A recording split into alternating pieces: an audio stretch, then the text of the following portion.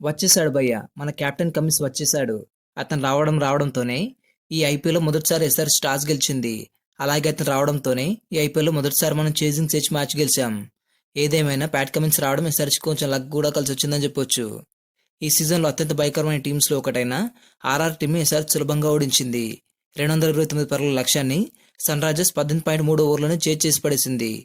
ఈ దెబ్బతో SRH points టేబుల్‌లో ఆర్ఆర్‌ని వెనక్కి నెట్టి 3వ ప్లేస్‌కి చేరింది. ఆర్ఆర్ కంచుకోటైన జైపూర్లో ఆర్ఆర్ టీంను రెండోసారి ఉంచడం చాలా కష్టం. అలాంటిది ఈ సీజన్లో కూడా ఎస్ఆర్హెచ్ ఆర్ఆర్పై ఫుల్ డామినేషన్ చూపించి ఏకంగా 4 పాయింట్లు ఆర్ఆర్ నుంచే తీసుకుంది. ముఖ్యంగా రాజస్థాన్ రాయల్స్కి లోయర్ ఆర్డర్లో బ్యాటింగ్ ఫెయిల్ అవడం, చెత్త ఫీల్డింగ్ ఆ టీంని మరోసారి ఓడిపోయేలా చేశాయి. ఈ మ్యాచ్లో రాజస్థాన్ రాయల్స్ అందరూ ఫెయిల్ అయినా కూడా మన చిచ్చర్పూడి యంగ్ సెన్సేషన్ అయిన వైభవ్ సూర్యవంశి మాత్రం ఎస్ఆర్హెచ్ బౌలర్కి చుక్కలు చూపించాడు. వాస్తవానికి ఈ సీజన్లో ఆర్ఆర్ ఎస్ఆర్హెచ్ మధ్య మరోసారి మ్యాచ్ అనగానే ప్రతి ఒక్కరు ఎక్స్పెక్ట్ చేసింది ఏంటంటే ఆర్ఆర్ లాస్ట్ టైం జరిగిన దానికి గట్టిగా రివెంజ్ తీసుకుంటుంది అని. ముఖ్యంగా ఈ ఎక్స్పెక్టేషన్స్ అన్ని కూడా వైభవ్ సూర్యవంశి పైన ఎక్కువగా ఉన్నాయి. అనుకున్నట్టుగానే అతను ఎస్ఆర్హెచ్ బౌలర్లపై గట్టిగా రివెంజ్ ముఖ్యంగా లాస్ట్ టైం అతను డకౌట్ చేసిన కొత్త ఎస్ఆర్హెచ్ ప్లేయర్ అయిన ప్రఫుల్ హింగేని మాత్రం వైభవ్ సూర్యవంశి ఉతికారేశాడు. అతను వేసిన మొదటి ఓవర్లో వైభవ్ ఏకంగా 4 సిక్స్లు బాధేశాడు. దాంతో ఒక్క ఓవర్లోనే ఆర్ఆర్ 25 పరుగులు రాబట్టగలిగింది. వాస్తవానికి ఇందులో ప్రఫుల్ హింగేని తీసుకోవడం వల్ల ఎలాంటి యూజ్ లేకుండా పోయింది. మనం ముందు వీడియోలో చెప్పుకున్నట్టుగానే అతను రెగ్యులర్గా రాణించే బౌలర్ అయితే కాదు. అలాగే అతనికి వేగం ఉంది, కానీ దాన్ని ఎలాగో ఉపయోగించుకోవాలో తెలియదు. అందుకే నెక్స్ట్ మ్యాచ్లో అతను తీసుకోకపోవడమే మంచిదని అని కూడా చెప్పుకున్నాం. కానీ ఎస్ఆర్హెచ్ మేనేజ్మెంట్ మాత్రం 2 కారణాలను దృష్టిలో ఉంచుకొని అతని ప్లేయింగ్లోకి తీసుకొచ్చారు. ఇంతకు అదేంటంటే ఆ పిచ్ స్పిన్నర్స్ కంటే పేసర్కి ఎక్కువగా అనుకూలంగా ఉంది. అలాగే ఆల్రెడీ ప్రఫుల్ హింగే ఒకసారి వైభవ్ని అవుట్ చేశాడు కాబట్టి మరోసారి అవుట్ చేసే ఛాన్స్ ఉంటుందని హర్ష్ దుబ్బే లాంటి మంచి ఆల్రౌండర్ను కూడా పక్కన పెట్టి ప్రఫుల్ హింగేని అయితే తీసుకొచ్చారు. కానీ వైభవ్ అతన్ని కొట్టిన విధానం చూసి కమిన్స్ చాలాసేపు ప్రఫుల్కి మళ్ళీ బాల్ ఇవ్వలేదు. లాస్ట్ మ్యాచ్లో ఆర్ఆర్ని కుప్పకూల్చిన ప్రఫుల్ హింగే, షకీబ్ హసన్లను ఈరోజు మాత్రం ఆర్ఆర్ బ్యాటర్లు చిత్తుకొట్టు పంపించారు. ముఖ్యంగా ఇందులో ఒక ఇంట్రెస్టింగ్ విషయం ఏంటంటే షకీబ్ హసన్ ఎస్ఆర్హెచ్కి లాస్ట్ టైం ఆర్ఆర్తోనే డెబ్యూ చేశాడు. అప్పటి నుంచి ఇప్పటి వరకు అతను ఒక్క సిక్సర్ కూడా ఇవ్వలేదు. అలా ఇవ్వకుండా ఒక బ్రిలియన్ బౌలింగ్ అయితే, కానీ అతని ఎదురుగా ఉంది మోస్ట్ డేంజరస్ బ్యాటర్ అని వైభవ్ సూర్యవంశి. అతను బుమ్రా, భువనేశ్వర్ కుమార్, హాజర్వుడ్ లాంటి వరల్డ్ క్లాస్ బౌలింగ్లోనే మొదటి బాల్ నుంచి సిక్సర్ల మూత మోగించాడు. అలాంటి కొత్త ప్లేయర్ని ఎలా వదిలిపెడతాడు? అందుకే వైభవ్ సూర్యవంశి షకీబ్ హసన్ కూడా ఉతికారేశాడు. షకీబ్ని ఈ మ్యాచ్లో ఎక్కువ పరుగులు ఇచ్చి మోస్ట్ ఎక్స్పెన్సివ్గా మారిపోయేలా చేశాడు. ఈ మ్యాచ్ మొదట్లో వైభవ్ 32 పరుగుల వద్ద ఉన్నప్పుడు అనికేత్ వర్మ అతని క్యాచ్ని అయితే డ్రాప్ చేయడం అయితే జరిగింది. దాంతో వైభవ్కి ఒక మళ్ళీ లైఫ్ దొరకడంతో అతను ఆకాశం అద్దుగా చెలరేగిపోయాడు. అతని ఊపు చూస్తుంటే ఐపీఎల్లో ఫాస్టెస్ట్ సెంచరీ అయినా లేదా క్రిస్ గేల్ 175 రికార్డ్ అయినా బ్రేక్ చేస్తాడేమో అనిపించింది. కానీ కొంచెం లేట్ అయినా కూడా షకీబే అతన్ని 100 పరుగుల వద్ద ఆపగలిగాడు. కానీ అప్పటికే వైభవ్ సూర్యవంశి చేయాల్సిన డ్యామేజ్ మొత్తం చేసేశాడు. మొత్తంగా వైభవ్ మరోసారి 35 బంతుల్లోనే సెంచరీ చేసి బౌలర్ల భవిష్యత్తుకి ప్రమాదకరంగా మారిపోయాడు.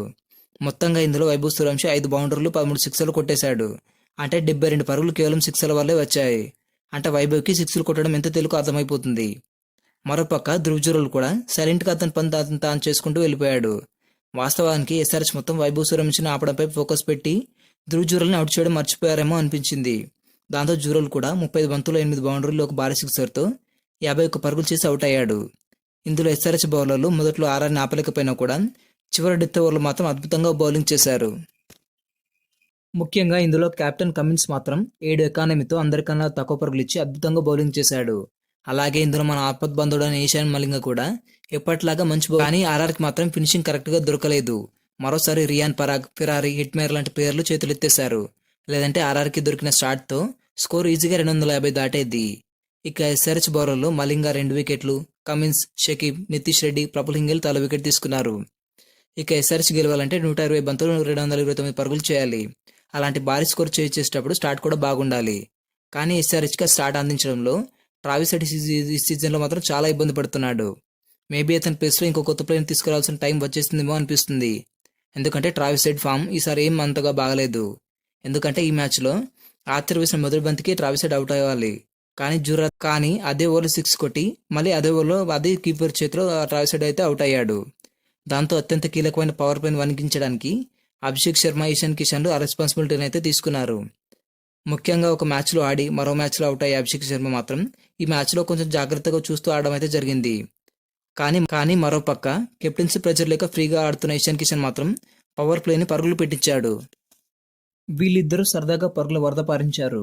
వీళ్ళ దూకుడికి ప్లే ఆఫ్స్లోనే భారీ స్కోర్ రావడమే కాక రెండో వికెట్కి 132 పరుగుల కీలక పార్ట్నర్షిప్ కూడా లభించింది. దీంతో లక్ష్యాన్ని ఛేదించడం ఎస్ఆర్హెచ్కి చాలా సులభంగా మారిపోయింది. టోటల్గా ఇందులో అభిషేక్ శర్మ 29 బంతుల్లో 11 ఫోర్లు ఒక సిక్సర్తో 57 పరుగులు చేసి మరోసారి ఆరెంజ్ కప్ రేస్లో టాప్లో ఉన్నాడు. అటు మరోపక్క ఆర్ఆర్ అంటే చెలరేగిపోయే ఇషాన్ కిషన్ కూడా 31 బంతుల్లోనే 11 ఫోర్లు 3 సిక్సర్లతో 74 పరుగులు చేశాడు. అలాగే ఈ మ్యాచ్ తర్వాత ఇషాన్ కిషన్ అందరికీ ఒక మాస్ వార్నింగ్ కూడా ఇచ్చాడు. అదేంటంటే, ఇప్పుడు నాపై ఎలాంటి ఒత్తిడి లేదు, అలాగే ఈ మ్యాచ్లో నేను ఆడింది చాలా తక్కువ, ఇక ముందుంది ముసల పండుగ, ఒక్కో బౌలర్కి ఇక చుక్కలే అంటూ అన్నట్టుగా ఒక మాస్ వార్నింగ్ అయితే ఇచ్చి పడేశాడు. ఇక ఈశాన్ కూడా అవుట్ అవడంతో ఆ తర్వాత వచ్చిన నితీష్ రెడ్డి, క్లాసన్లు కలిసి చాలా కూల్గా ఈ మ్యాచ్ని విజయం ముంగిట్లోకి తీసుకొచ్చారు. ఇందులో నితీష్ రెడ్డి 18 బంతులు 2 ఫోర్లు 3 సిక్సర్లతో 37 పరుగులు చేసి మంచి ఫినిష్ ఇస్తే, క్లాసన్ మాత్రం కూల్గా 24 బంతుల్లో 3 బౌండరీలు ఒక సిక్సర్తో 29 పరుగులు చేశాడు. ఇక చివరిలో సలీల్ అరోరా ఒక భారీ సిక్సర్ కొట్టి 18.3 ఓవర్లను మ్యాచ్ను ముగించాడు. ఈ మ్యాచ్లో రాజస్థాన్ చాలా క్యాచ్లు నేలపాలు చేసింది. అలాగే పేస్ బౌలింగ్ అనుకూలించే పిచ్పై సందీప్ శివనార్ లాంటి ప్లేయర్ని కాకుండా స్పిన్నర్ని ఇంపాక్ట్ ప్లేయర్గా తెచ్చుకున్నారు. అలాగే వాళ్ళందుకే ఈ మ్యాచ్లో కూడా ఆర్ఆర్ ఓడిపోయి నెంబర్ ప్లస్ 4లోకి చేరిపోయింది. ఇక ఇందులో ఆర్ఆర్ బౌలర్లు ఆర్చర్, బృతేష్ శర్మ 2 వికెట్ తీస్తే ఫెరారీ 1 వికెట్ తీసుకున్నాడు. ఈ గెలుపుతో మాత్రం ఎస్ఆర్హెచ్ 10 పాయింట్లతో నెంబర్ 3 ప్లేస్లో ఉంది. అలాగే ఎస్ఆర్హెచ్ మిగిలిన 6 మ్యాచ్ల్లో 3 గెలిచిన ప్లేఆఫ్స్కి క్వాలిఫై అవుతుంది. ఒకవేళ ఇంకా 4 గెలిస్తే రెండో ప్లేస్ కూడా ఉండే ఛాన్స్ ఉంటుంది. ఈ వీడియో నచ్చినట్లయితే లైక్ చేయండి. ఇలాంటి అప్డేట్స్ కోసం మన ఛానల్ని సబ్స్క్రైబ్ చేసుకోండి.